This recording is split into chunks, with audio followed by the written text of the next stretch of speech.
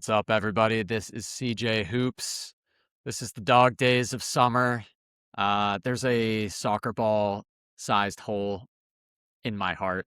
The World Cup was wicked fun, and now I'm not watching Summer League. I'm getting busy with hiking, biking, camping, music, all this stuff until the doldrums of a Seattle winter start to hit. That's like mid-October, so we got some time, but it's impending. Um, you live in LA. It's always nice. Yeah, it is. Summer League also ended about 10 days ago. So though I'm not watching Summer League, that Preseason, goes to preseason. show. When's preseason? Oh, preseason. Okay. Well, I we don't watch both did that go to either. Canton, and we do have college football coming up in about a month. Yeah. So that'll be exciting. And then we have NFL, and we're in the swing of things. Like, we did Najee Marshall contract extension drop a few minutes ago. Like, hashtag this league never sleeps. Where did he sign? He re-signed with Dallas.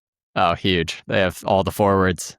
There you go. Yeah, they're collecting them. Masai Ujiri just once again at work with how many forward-sized players that are average to below average shooters can we put on one team? Did you see the KD to Pistons talk? I it would be cool if the Pistons did something. Yeah. I know they want to celebrate the John Collins for Tobias Harris swap as if that's what's going to put him over the top. I do find it interesting that Jalen Duren is still sort of just sitting out there. And this was a team that won 60 some odd games and was the number one seed in the conference. So we've been speaking since, I feel like even before the trade deadline. That was when we started the Lowry Markkanen, Kawhi, maybe even Jaren Jackson, like someone. And the Rockets were someone we've talked about on recent episodes. I think they're going to largely say that the injuries to Fred VanVleet and Steven Adams were the reason they didn't contend. We feel differently, but yeah, it'd be great to see the Pistons do anything. And if the Rockets expressed any interest in moving Durant to the Pistons, would be a super logical destination. Yeah, we were looking for KD to go to Detroit before he went to Houston. We were hoping for that just to give Cade some kind of running mate that's not Dennis Jenkins and Tobias Harris. And Tobias Harris had a great run, and I think he'll be great on the Spurs as just giving them a little extra dimension. But yeah, they are kind of asleep at the wheel. And I'll segue that into kind of the big topic of the day that I've kind of done a big off-season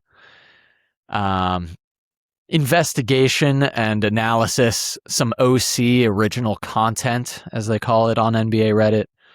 This is franchises that have had the least hope in our basketball watching careers. I really started it from 2000, even though I really started watching in 08. You were a fan of the hopeless Clippers for many years before that, probably, as before you could even walk, but early 2000s. I don't know about hopeless because the Chris Kaman draft of 2003, which is obviously what that draft is referred to, not LeBron, Wade, Washington, Anthony. It's Chris Kaman season. I still have that All-Star shirt. Yeah. When we get into this, I think it's important. What are you defining as hope?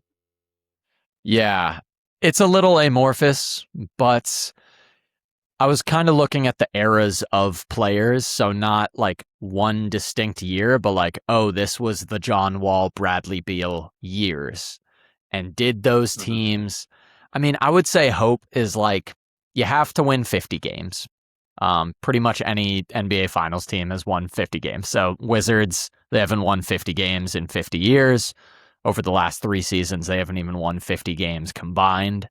But I would say even more so, a hopeful team is like to be in the mix to make the finals. So the fact that you went with hope and then said the John Wall, Bradley Beal Wizards is, I feel like Washington's going to be a strong betting favorite to be at or near the top of this list in terms of least hopeful franchises. But the good news is, I don't know if you see the reporting, they're going after DeMar DeRozan and Russell Westbrook. So anytime you can get 2 of the Kings starters from a team that won 18 games and was somehow above the first apron, you've gotta pull the trigger on that. Yeah, they're rounding it out. Their veteran presence. Now they're ready to make a real run. They are definitely on the list, and they are hoping to get off the list this year. Is the run, how quickly can we put AJ DeBonsa in a psych ward by having to watch Russell Westbrook, Trae Young, DeMar DeRozan, and Anthony Davis shoot mid-range jump shots while he sits in the corner? If they get Russ, that would be just just shooting yourself in the foot with the shotgun. It has to be you. I mean, we're not going to do a deep dive into the random August reporting of guys in their mid to late 30s, but you don't actually buy either of those players going to the Wizards, right? That would be crazy. Well, they're not the modicum of sense. They, I. Yes. Yeah. So You think they're doing something right, and then they pay Trae $1 gazillion. So I wouldn't put it above them. God, that's crazy. One of those probably DeRozan. DeRozan needs to go to Miami, and Russell Westbrook needs to. I like him in Denver, but we'll do that at a later. I like date. him in Sacramento. Okay, let's go. Hopefully. All right. So let me take it away with that. Speaking of Sacramento, a team that I imagine we're going to be talking about very shortly here. Let's get into the list. Speaking of Sacramento, not all of these franchises are headed up by the Brad Stevenses, despite this summer. The Spurs franchise, where a lot of these teams have competent front offices. They have a plan. They're able to build through the draft, trades. If you're in a better location, one of the big coastal markets, then free agency as well. So the Celtics, the Spurs, the Heat, the Lakers, any team that's ever had LeBron will not be on this list today. These are teams, I mean, we're going to talk about them now, some of these teams, really, again, to kind of get them out of the way for the entire season. Because we're going to start with the Kings, and I don't want to talk about the Kings after this for many, many months. So, with no further ado, the team in the last 26 years, since the 2000s, that has had the least hope is the Sacramento Kings. The closest they've come is really before we both started watching ball. They lost to the Lakers in the Western Conference Finals in 2002. Apparently, there was some officiating questioning about that. That was Chris Webber, Peja Stojakovic, Mike Bibby. And since then, it's been pretty rough. You have anything on that history there? Yeah, well, the 2002 playoffs can't be overstated in terms of when the Lakers shoot 30 free throws in the fourth quarter. It's going to definitely raise some eyeballs. For the past 15 to 20 years, I feel like there's no better embodiment of the Kings' ineptitude than having not one, but two All-NBA point guards on your team at one time in De'Aaron Fox and Tyrese Halliburton. And then last year, not having any point guards on the team because you traded both Fox and Tyrese Halliburton. And what you got for it was a single first-round pick, which came in the De'Aaron Fox trade. So the Kings, to me, are most impressive because they continue to pick high. And while they haven't had the lottery luck of some teams where they get the number one pick, it takes a special franchise to pick Marvin Bagley over Luka Doncic. It takes a special franchise to draft Willie Cauley-Stein and then Ben McLemore and all of these players in the top 7 or 8 picks, where you would just think by sort of closing your eyes and throwing a dart at a board, you would hit on one or two. And in this case, they did. They hit on Halliburton and Fox, and those were two guys they decided weren't able to play together. So a really impressive case of organizational malpractice. Yeah, severely mismanaging assets in Fox, getting just a first rounder for him, and then Halliburton, the 1 year that they've made the playoffs, it was a 16-year drought until that Light the Beam team in 2023. They lose to the Dubs in 7, and they trade Halliburton, the only star who's ever wanted to play for the Kings in recent history, for Sabonis, and it's been pretty poor since then. You were talking about they've had a lot of top 10 picks that have just gone nowhere. top 10 pick every year from 2009 to 2016. So while they did hit on Boogie and Isaiah Thomas, they also picked in the top 10 Willie Cauley-Stein, Nick McLemore. Stauskas. Yeah, Sauce Castillo, my favorite nickname. Mhm. Thomas Robinson, Yep. Tyreek Evans, and then more recently in the top 10, Keegan Murray at 4th in 2022.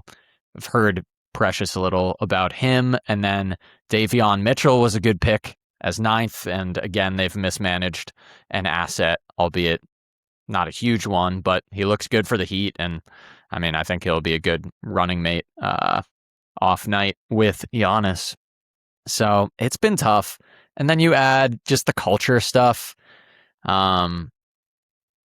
Like, what's up with George Karl? Everyone's like, oh yeah, George Karl is just a raging racist. And like all the stories, it's so bad.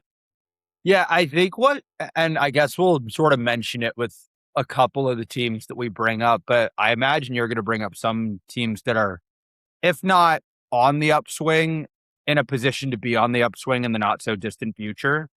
With the Kings, it's not only that now is awful, it's that they don't have a treasure trove of assets to be great in a couple of years.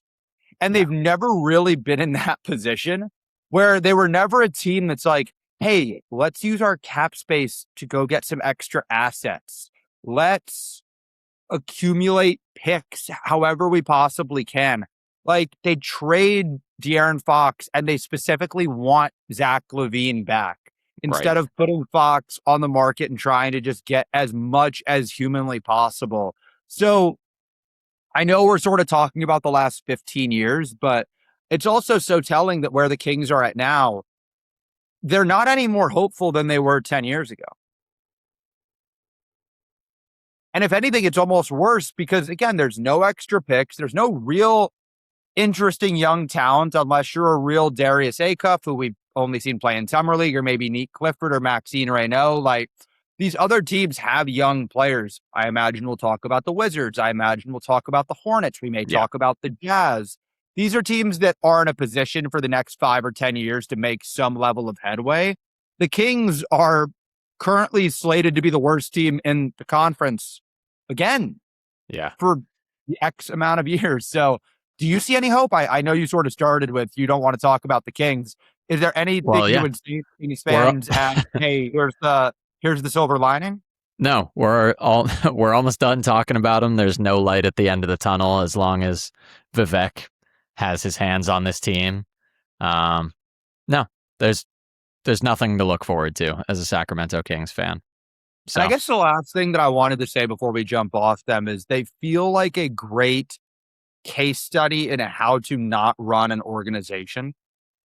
And so if you're ever wondering, hey, what should my favorite team do? Do whatever the opposite of the Sacramento Kings. Like maybe don't trade for DeMontis Sabonis. Maybe don't. And the problem is like, Keegan Murray had such a great rookie year and then sort of just fell off where you look at the contract that Jaden McDaniels signs in Right. Minnesota. It's the exact same within a couple million as Keegan Murray in Sacramento. And so it's sort of tough to make fun of the Kings because the Timberwolves just made a better bet. And obviously they had a better evaluation of the players in their own building. And maybe that's what it boils down to. The Kings just overvalue their players and don't have a proper understanding of those individual status in the league. And again, you end up here where do you know the Kings are one of the more 5 or 10 most expensive rosters in the NBA right now? yeah, I And mean are slated to win. Their over-under is 20.5 wins. yeah, they're just You know how hard addicted that is to do? to buying over the hill, overpriced stars. Yeah. So They're expensive, bad, and old with limited flexibility. That is an incredible combination. it's about as bad as it gets. And it's too bad because Okay. they really had a flicker with the Light the Beam team. So much And fun. of course, they fumbled it away. So Much fun. That's more than enough. I have to imagine that's more than enough Kings. Let's jump to the next team. What else that you is got? 0 hopeful teams Mhm. in the last 26 years. Another 0 hope team. You got to go Pelicans. They've drafted a couple guys and have had a couple eras where, They were building towards something. Mhm. But your favorite player, Chris Paul, he was drafted in 2005, traded in 2011. They won a couple. I think Chris Paul won one series. So he was great, but never really surrounded by too much. They also drafted David West. They were kind of the running mates. Um, but yeah, I mean, since then, they haven't won a playoff series since Anthony Davis and Drew took out, like Drew locked down Dame Lillard. And then, I mean, they sold low on Anthony Davis after drafting him first in 2012. Mhm. So another team that just, even if they do have a good pick, they just completely fumble and mismanage the asset and just can't build a team around that guy. Other than those teams, I mean, the front office keeps fumbling. Um, They did the Derek Queen bet, which looks okay, but it was just a bad move Mhm. objectively. The Jordan Poole contract is gross. They've pretty much fumbled Zion's career, whether that's his fault, their fault, probably a combination of both. They drafted Dyson Daniels, promptly gave him away. And I think Dyson Daniels was the team that says, was the person that says, the Pelicans are cursed. Do not go there. If you're there, get out. That was a real quote by him. Yeah, it is interesting that you started with two teams in the West, and not to make excuses for either team, but it's tough to be good in the West. It's tough out These there. teams these teams have a unique ability to mess up their own, talking about the Kings and the Pelicans, mess up their own fortunes before even factoring in the fact that they're really strong teams in the West. You mentioned it with process, and I don't think that can be overstated. These are two teams that for the past 26 years have essentially operated without a plan. And so it's tough. And I imagine as we get into maybe the more hopeful teams, if a team sort of makes a bet and the bet doesn't work, you can say, okay, the bet didn't work, but I sort of see what you were getting at. And maybe the Pelicans would say that the bet that they made was the Anthony Davis DeMarcus Cousins team, and that team could have made noise if Boogie doesn't blow out his Achilles, because they did look good for the couple of games those guys played together. Yeah. But I agree with you. They get Anthony Davis, and not to go too into the specifics, but remember, they give out those massive contracts to Eric Gordon, Ryan Anderson, and Tyreek Evans, sort of lock themselves up. And what you see, and you sort of mentioned it at the beginning, whether you're talking about the Spurs, the Celtics, the Heat, which it was very unheat like for the past 5 years to sort of be so tied up with some of their more expensive players. These are teams that like to operate with some element of flexibility and an ability to sort of problem solve. And then you see teams like the Kings and the Pelicans that just sort of stay in continuous dread. And that's how you get Jordan Poole on your team for this long. That's how you get, DeJounte Murray right now, right? yeah. And so it's another example of being bad and expensive with limited flexibility. And don't think it's an accident that we've started with these two teams, because they operate in, fairly similar ways. Yeah. And tough Do you see markets. any hope? I want to get off the Pelicans because I want to go talk about maybe a little more hopeful teams. What I'll ask you is this: more hope going forward, Kings or Pelicans? I don't know what the Pelicans war chest looks like as far as picks. There is no Uh, war chest. yeah, they traded away. There's no They more have war. more. They are more asset rich than Sacramento. Sacramento is pretty bottom of the barrel, dastardly. Yeah. Okay. Well, congratulations, Pelicans fans. You're not Yeah, the least hopeful franchise. You get to be the second least hopeful yeah. franchise. At least people show up in Sacramento. They have great fans. Whereas New Orleans, like $7 ticket, you're in the building and it's half empty. Zion's there sometimes. It just seems strange. They'll probably sell on Herb Jones and Trey Murphy. It's not great. Have you ever seen the video on social media of the really skinny guy bumping into an even more skinny guy, and then it's just continuously people bumping into each other until there's this mammoth guy that's like, well, there's no one bigger than him, and then an even bigger guy comes in and sort of runs into him. That's the Pelicans running into the Kings, where it's like, we're better than you, we're tougher than you. But then every other team we're going to talk about are going to be tougher than the Pelicans. So congrats, Pelicans. Joe Dumars, take a round of applause for the fact that you have set up the second least hopeful team over the past 26 years and also going forward, which cannot overemphasize how impressive of a balance that is to strike. Only those two teams are only less hopeful than a team that was so bad that they basically had to rebrand. They went 7-59 in 2012 as come the the Bobcats, Charlotte baby. Bobcats. Yeah, There we baby. go. Adam Morrison, Ray Felton, Okafor. Those are top 5 picks, by the way, in that era. Yeah, they were Noah Vonleh and Cody Zeller, also top 5 picks. Yeah. And Michael Kidd-Gilchrist. Yeah. The pictures of him shooting a basketball where it's like way over here. Yeah. They were going to get off this list, and then they traded Lamelo.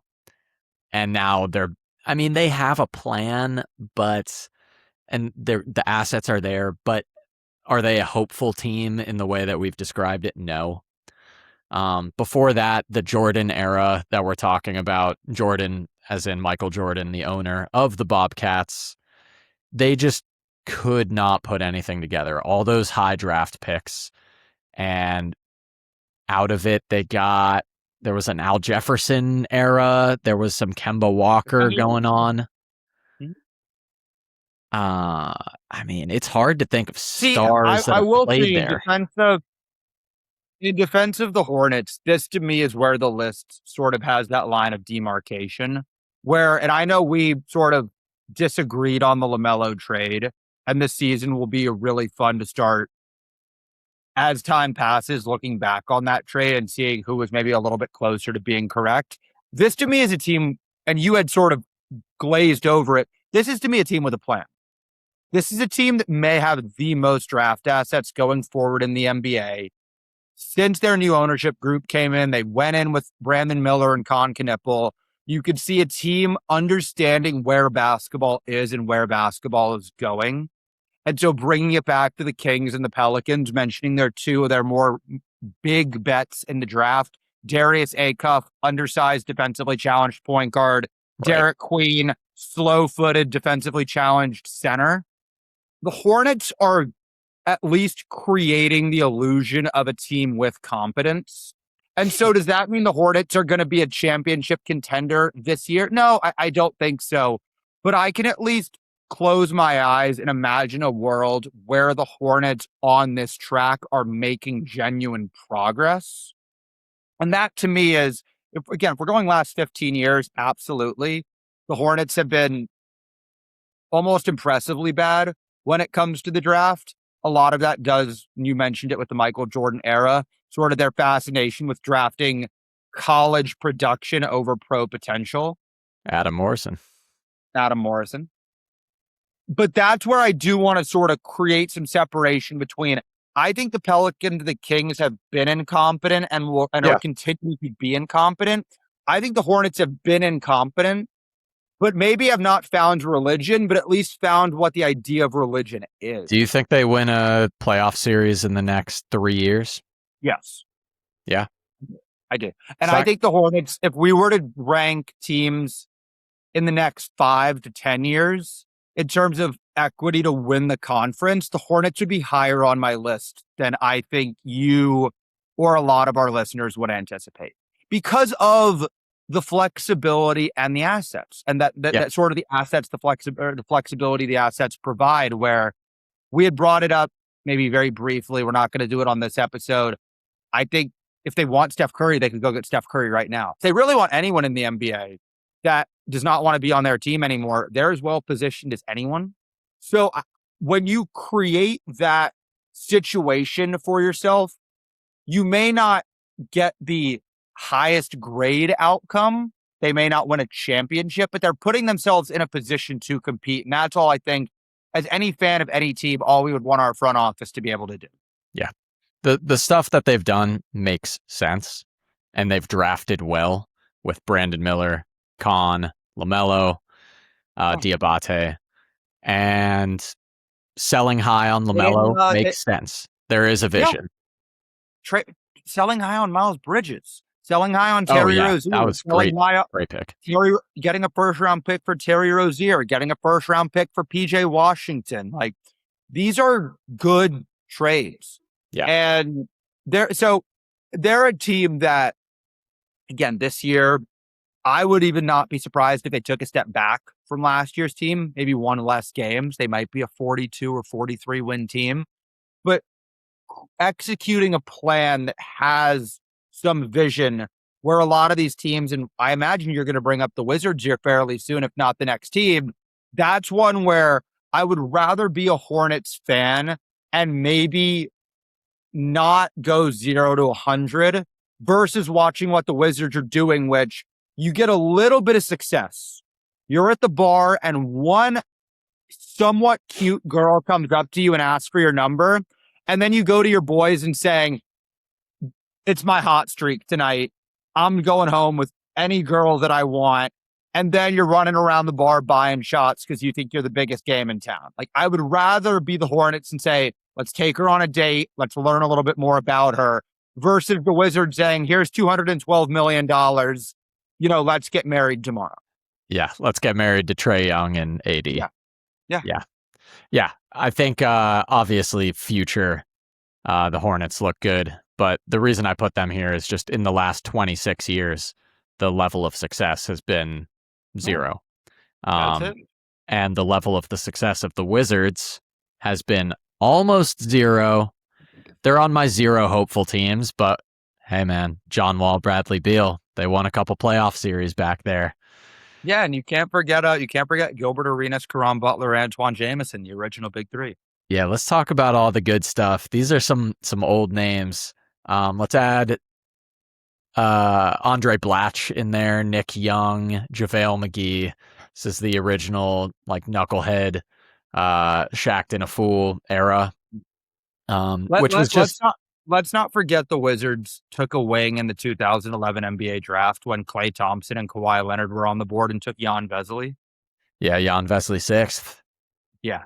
So another team that picked high many times. Yeah. And Kwame Brown first. Yeah. So they're a team that, and there's a common thread here, right? Which I think cannot be overstated. Sort of dysfunctional ownership bleeding into sort of inconsistent front office decision making, which leads to creating rosters that are unbalanced.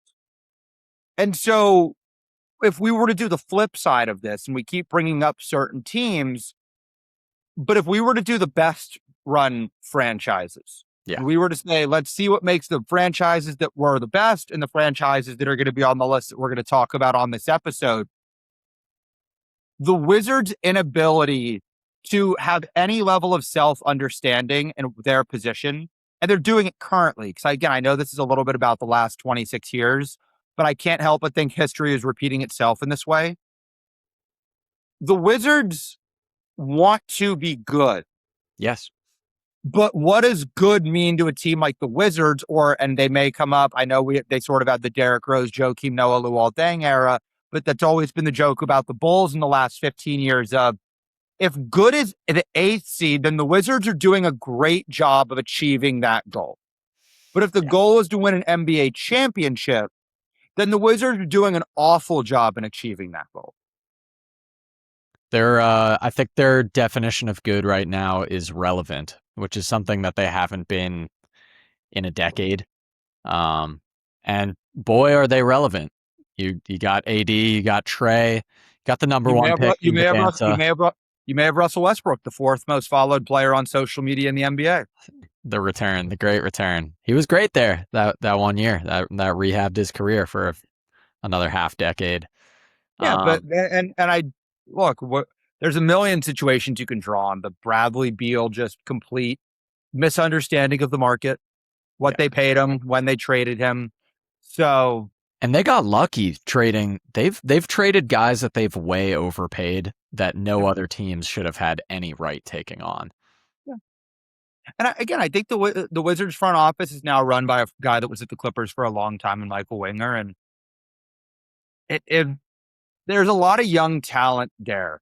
And I think they have done a better job since this new front office came in of actually picking just better players in the draft. Like, I think Alex Sarr, we just saw the number 1 pick in that draft and Zachary Risichet get traded for a bag of peanuts. Right. Alex Sarr would not get traded for a bag of peanuts. Whatever you think of Trey Johnson, he's something. Whatever you think of Bilal Coulibaly, he's something. They hit on the Keyshawn George pick. So there's some talent there. You could argue with what they did at the top of their roster. They would tell you all these guys are on rookie contracts, so we have to spend the money somewhere.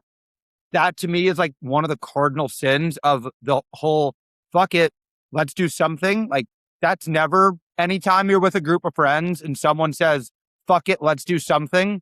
Never a good plan comes after that. And the Wizards are sort of living that out now, but I can't sort of say it any other way than we started with the Kings and the Pelicans. I would much rather be a Wizards fan than a Kings or a Pelicans fan. Yeah.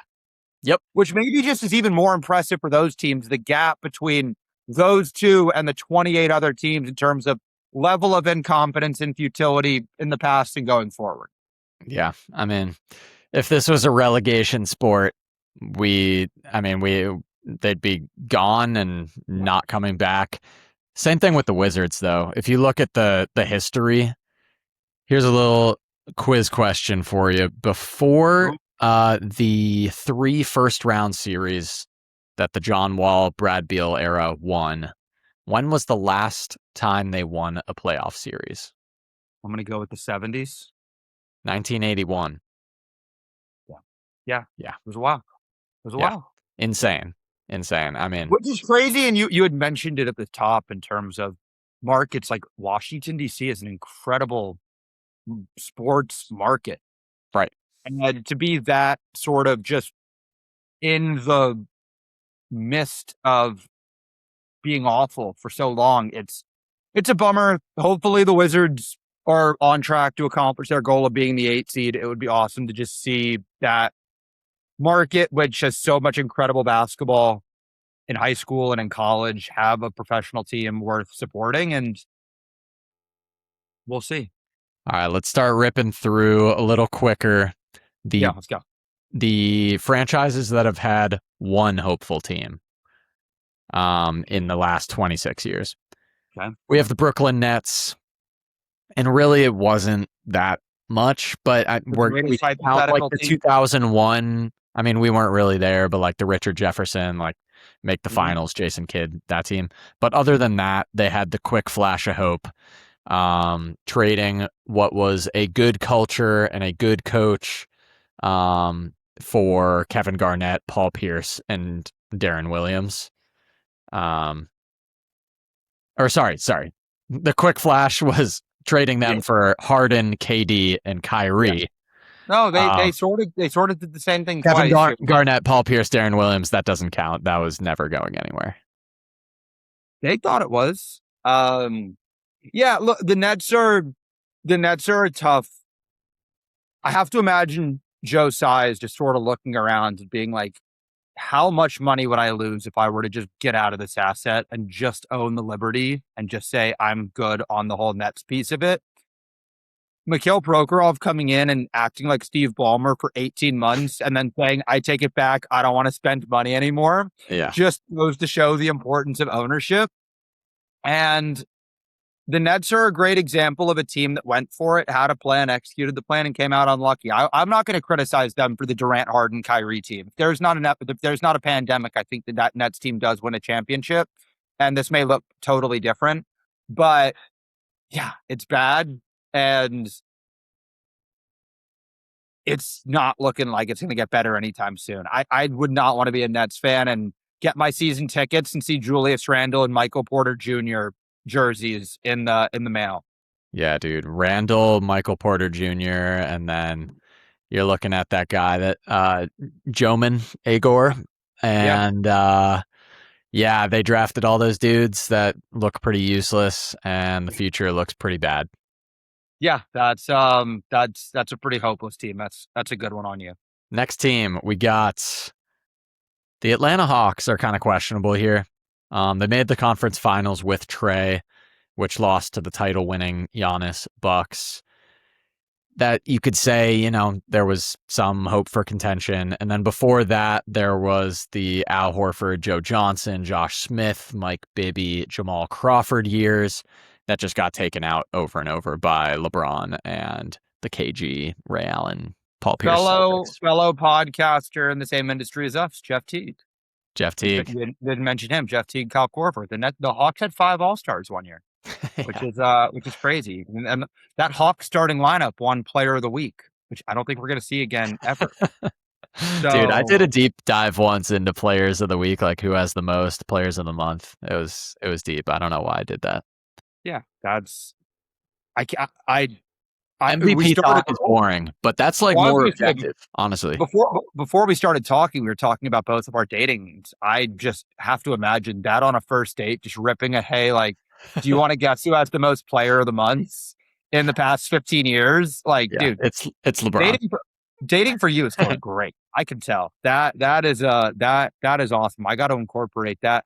Yeah, the Hawks, similar to Washington in the sense of incredible market. Real bummer that it hasn't worked. That is sort of what happens when you trade Luka Doncic for Trae Young on draft night. It's like not ideal. But the Hawks are a team now that sort of have a plan. Yeah. And we'll see. I would feel more optimistic about the Hawks going forward than I would some of these other teams. And always have had a moderately well-run organization in terms of having really good coaches. They had Bud there for a long time. Now they have Quinn Snyder. So, we'll see. We'll see what's happening in Atlanta. Yeah, I think if stuff does not, that Lamelo move kind of reeks of a little desperation to keep Ant happy. And if it doesn't work, I could totally see Ant tearing it up back home in Atlanta. Yeah, that'd be cool. That'd be sweet. How many more do we have? Because I'm really terrified there's going to be one team mentioned. I'm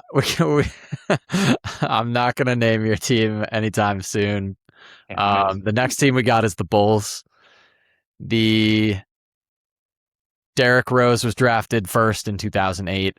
Those years with Joakim Noah, they also drafted Ben Gordon, Kirk Heinrich. That's their one hopeful team that was dashed with Derrick Rose tearing his ACL in 2012, 2011. And since then, yeah, their idea of a good time is 8th seed, just middle of the pack. When they do get a good pick, they spend it on my least favorite player, Patrick Williams, 4th pick in 2020. Still getting paid. Dude, then they paid him fat, my least favorite contract, Patrick Williams, 4 for $90. Yeah, Caleb Wilson's looking really good. So 5 for $90 for starters. 5 for $90. The more. And it's cool that you sort of did this project because then it got me thinking. Do you remember the 3 Alphas era where it was Rondo, Dwayne Wade, and Jimmy Butler? Yeah, and it just like what happened there in basketball history? I think Rondo was like, "Yo, you guys gotta." Rondo was trying to like call them out for being like big time stars. That's what my guy Rondo would do. Yeah, the 3 Alphas. Because KG and Paul Pierce and Ray Allen were fully bought in Ubuntu, like sacrifice for the team. And then, so that's what Rondo is used to. And he's like, yo, what is this? Yeah. I don't know if Fred Hoiberg knew what the word Ubuntu meant. But hey, he's now at Nebraska doing a great job there. The Bulls are really depressing, but I know we're only going from 2000, but with the success they had in the 90s, I have a hard time feeling too bad for that franchise. And they have Caleb Williams as the quarterback of the Bears, and the Calebs are here to save the city of Chicago. Okay. Cool. Do they have a new front office? Yeah, they do. They fired Garpax. They hired Bryson Graham. So Garpax has been responsible for running the show for ever since we've been alive until now. So that I would say is the biggest modicum of hope.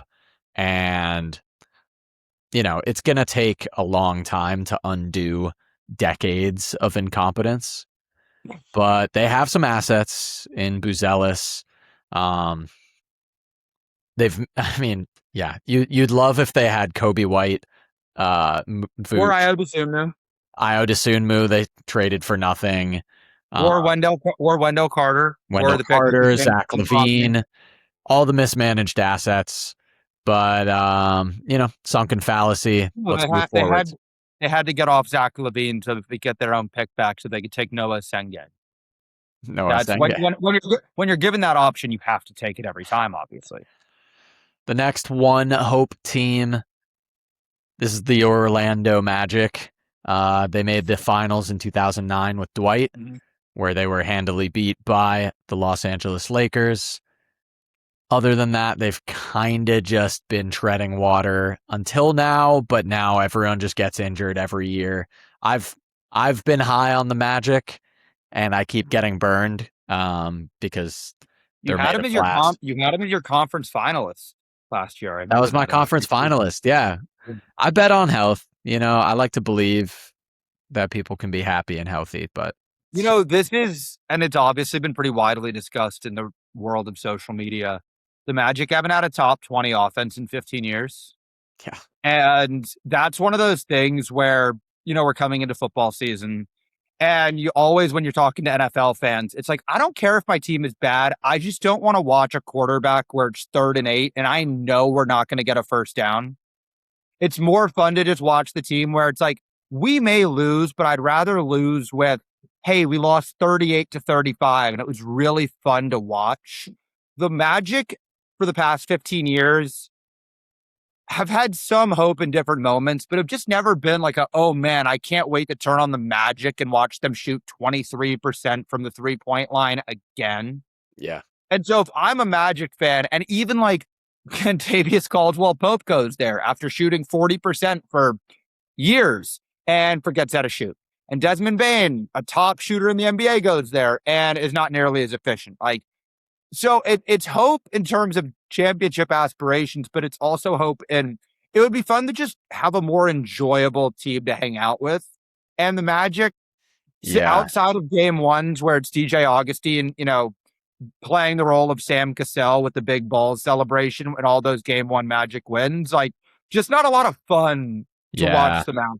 I mean, it really was fun in that Celtics era. I remember Rafer Alston slapping Eddie That was House. great. Like those playoff series were super fun. And They were now, one of the original. They were one of the original with Hito at the 4 and Rashard Lewis, and that idea of we're going to run a spread pick and roll with shooting right? all around. And the NBA, it was almost like the NBA sent out a memo of hey, do what the Magic are doing, and then the Magic got that memo and are like, oh man, everyone's doing what we're doing. Let's not do this anymore. Yeah. Yep, they were ahead of their time, and now They're behind the time. vibes are pretty sour. Everyone, they're trying to figure out who the alpha is based on who's available. And dude, I like watching Jalen Suggs play ball because he's just Marcus Smart on steroids, but Yeah, he can't stay on the court. The 3 games that he plays consecutively are pretty awesome. Yeah. Let's Chuck, let's take a break here and then let's rip through the last couple of these after the break. I'd like to speak about something that everyone's been into that I'm just getting into. This is coffee. So here's a coffee break for you. I'm still, I'm researching. I like my cortado cappuccino sometimes. But I really understand the coffee bro thing because it's people who are very analytical, these tech guys, that coffee becomes something to also be very analytical and problem solve while being addicted to it. So I understand this coffee bro thing now.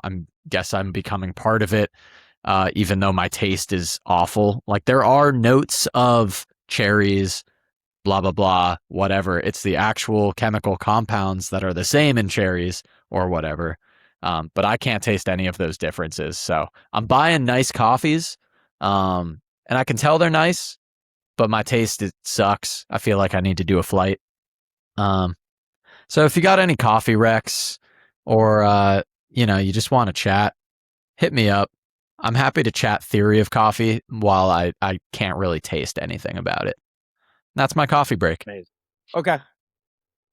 And we're back. Okay, Chuck, you got some honorable mentions. Let's rip through. Let's maybe do one sentence each on a particular highlight or low light from each of these teams. It can be something in the past. It can be looking forward. What do you got for honorable mentions? Yeah, honorable mentions. These are teams that, while not having having more than one like hopeful era, still pretty bad in our basketball watching lifetime. We're going to start with the Bucks. If they hadn't drafted Giannis and they didn't get that title, they would be much earlier on this list, and we would have discussed them for a while. They are going back to the dark ages. I don't see any hope for them in the next half decade. Do you? I think when you win a championship, it's hard for you to be on this list. So I totally agree. They were bad for a long time. They'll always have Giannis's 50-piece McNuggets game 6 celebration, and they'll have a statue, and they'll get to tell their grandkids that the Bucks won a championship, which is something not a lot of teams get to do.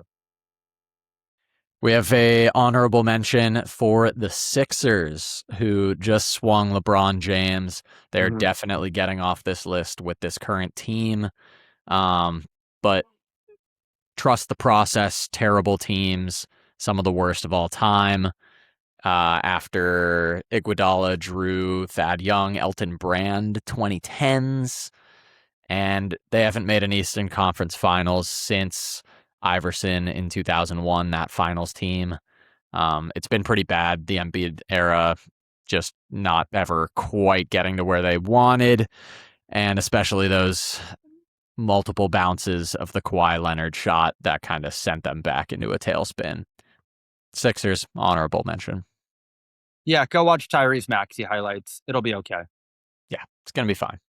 The Timberwolves, after the Kevin Garnett era, dark ages until the Anthony Edwards teams, currently conference finals, multiple in a row.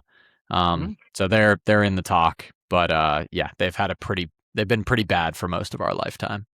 Yeah, I will say I really appreciate you not putting the Clippers here, and I imagine they're going to be an honorable mention. But the Clippers have made one conference finals in their franchise history. The Timberwolves have made 2 in the last 3 years. So you got Anthony Edwards, you've had Karl Towns, you've gotten the number 1 pick a couple of times, and you've hit on some good players. So it's where we started with this list to now. I think we're getting into a much more hopeful state than when we were talking about the Sauce Castillo, Noah Vonleh draft selections. Yeah. The Clippers you guys had your Chris Paul years, the Lob City Clippers with Blake and DJ. And then Kawhi and Paul George was a swing. It was a miss, but there was hope in that swing. You know what it was, 2 hopeful Chuck? teams. It was a swing and a miss, but more than that, it was very aspirational of the Clippers. Aspiration. You said it before, and I didn't even do the thing. So I was holding my now the Clippers are aspiring to be bad again and will be for the next couple of years, but they'll have that time, and we'll see. Maybe Keaton Vogler learns how to bench press 135 pounds at some point, and that can be the victory lap the Clippers take over the next half decade. Yeah, it's probably familiar for you to be super into a team that no one else cares about. This is kind of a return to that. I will say, and like that's good. I hope you really sleep well at night knowing that you were able to get that joke off. The Clippers have the longest streak in the NBA currently of over 500 seasons. They haven't been under 500 in 15 consecutive years. They have the 3rd best regular season record in the NBA over the past 15 years, only behind the Celtics and the Warriors. That's shocking. Both teams won championships. So, yeah, like, it's funny to make fun of the Clippers. The Clippers have been a good basketball team for a while now. And if you were to play out the simulation 100 times and take those 2 eras of teams, the over-under is set not even at a half to me. It's set at like 1.5. Like, these teams should have won. They didn't win. Yeah. And that's what builds character, Chuck. Yeah. So your wonderful defense with the regular season success which just makes the postseason failures hurt all the Oh, of more, I'm course. sure. I mean, I'll always remember crying on the floor as Josh Smith and Corey Brewer created a 30-point comeback in 2015, and Chris Paul forgot how to play basketball in the last 2 minutes of the game in the Thunder series where they lose that game, and Paul George hitting the side of the backboard in the That bubble. was just embarrassing. That wasn't even So close, that era. there's enough pain there and enough battle scars, but and I don't want to keep belaboring the point, but the teams that we started this with have never been in that position. So again, definitely creating some separation between teams that have no hope and teams that have been teased with hope, and then sort of the Charlie Brown having the football pulled out from under you. It's being a Clippers fan is that. And then once you're falling from having the football pulled out under you, just getting repeatedly kicked in the nuts. Yeah. And that's, if someone were to say, what's it like to be a Clippers fan? That repetitive feeling is the closest way I can explain it. Yeah. You got assets. All right. We got 3 more teams. Right. Detroit really only had one hopeful team until now, before the Malice at the Palace broke them up. They're off this list when you win the title. So Exactly. 2004, that was Ben Wallace, Billups, Rip Hamilton. Pretty sick team. And then 0 playoff series wins from 2008 to 2024. That's what happens when you pay Ben Gordon and Charlie Villanueva combined $140 million. Yeah, Ben Gordon kind of lost his mind. Great Players Tribune article. Really cool about trauma. But I guess I know we're sort of running up on time here. I don't want to go too long, but I would much rather be a Pistons fan than a Grizzlies fan. Grizzlies are The next. idea of winning once to me gets you over the teams like the Jazz, the Blazers, who haven't won in 50 years. Like Yeah. the Pistons won 22 years ago. Like, grow up. There's teams that get to one conference finals and then Kawhi Leonard tears his ACL and you lose to DeAndre Ayton and Devin Booker. Not to make it about me necessarily, but just sort of, they've won. They're going to be okay. They have Cade Cunningham. They'll be fine.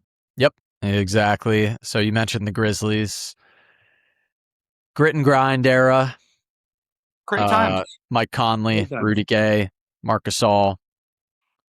The Jaw era. Not really what I would call a hopeful team.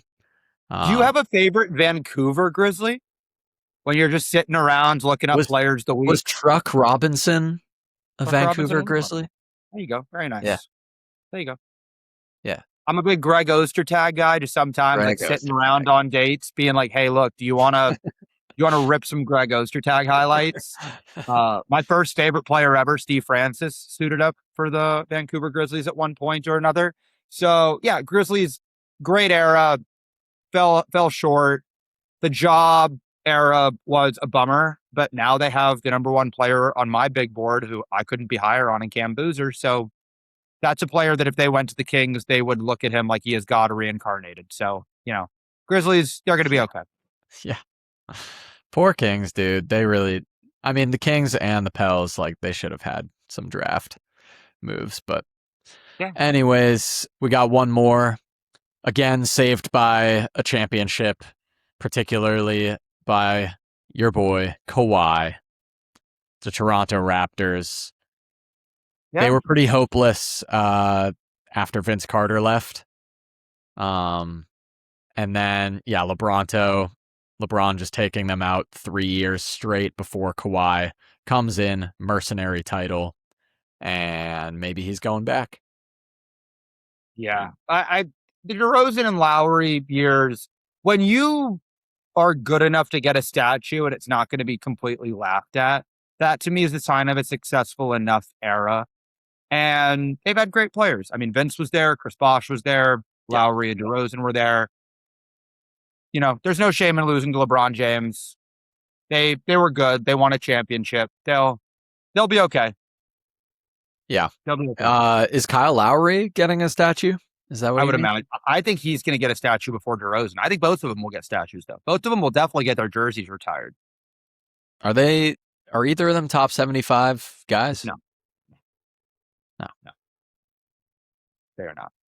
Hmm. Lowry Okay. will definitely get the statue in the jersey because he was on the championship team. I think DeRozan will get the jersey retired. I don't know about the statue, but those are the two greatest players. And unless you're saying Kawhi for the 1 year he was there because he won the championship, he's the greatest player in franchise history. But cumulative body of work, DeRozan and Lowry, I mean, it's those two, Vince and Bosh, are the Yeah. Mount Rushmore of Raptors players. Yeah. Well, let's see. How many teams was that? 1, 2, 3, 4, 5, 6, 7 honorable mentions. 1, 2, 3, 4, 5 teams that had one hopeful team in the last Yeah. 26 years. And then the Wizards, Hornets, Pels, and Kings.